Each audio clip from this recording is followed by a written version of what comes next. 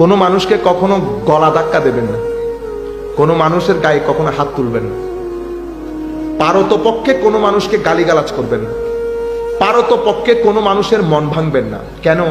কারণ এই চারটা জিনিস ওই ব্যক্তির যিনি মালিক উনি অপছন্দ করেন। আপনি কিন্তু ওই ব্যক্তির মালিকের ধরতির মধ্যে থাকেন, এটা মাথায় রাখেন, বেশি চালাকি করতে যায় না।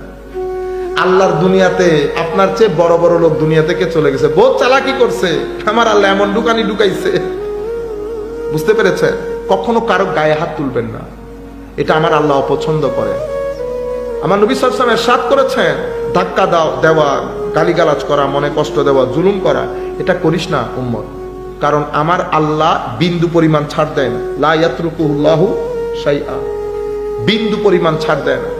আর আমার আল্লাহ যখন ধরে, হাদিসে পাকের বর্ণনা হচ্ছে, আমার আল্লাহ দেরি করে কিন্তু ছেড়ে দেয় না। আল্লাহর ওয়াস্তে এই কাজ করবেন না। আর বাকি রয়ে গেল আমরা কি ফেরেশতা, আমরা গুনাহ করব তো 100 বার গুনাহ করে আল্লাহর কুদরতির কদম ধরে পড়ে থাকবো, আমার আল্লাহ ক্ষমা করে দেবে। আমার আল্লাহ নিজের পরিচয় করানোর সময় বলেছেন আর রহমান আর রহিম, দয়ালু বলছেন না? তো আমাদের জন্য এটাই আল্লাহর পরিচিতি। পৃথিবীর কোন মা তার ছেলের পিঠের চামড়া তুলে না। কেন বলছে? জায়গায় থাকার জন্য, লাইনে থাকার জন্য। আমার আল্লাহ জাহান্নামের ভয় দেখাইছে লাইনে থাকার জন্য। ঠিক আছে,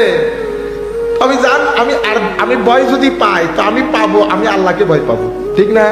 কারণ স্রষ্টা সৃষ্টির মধ্যে আমার চেয়ে বড় সৃষ্টি কেউ নাই, আসেনি? নাই। আমি যদি ভয় পাই তো আমি আমার নিচের সৃষ্টিকে কেন ভয় পাবো? আমার নিচের সৃষ্টি না জাহান্নাম?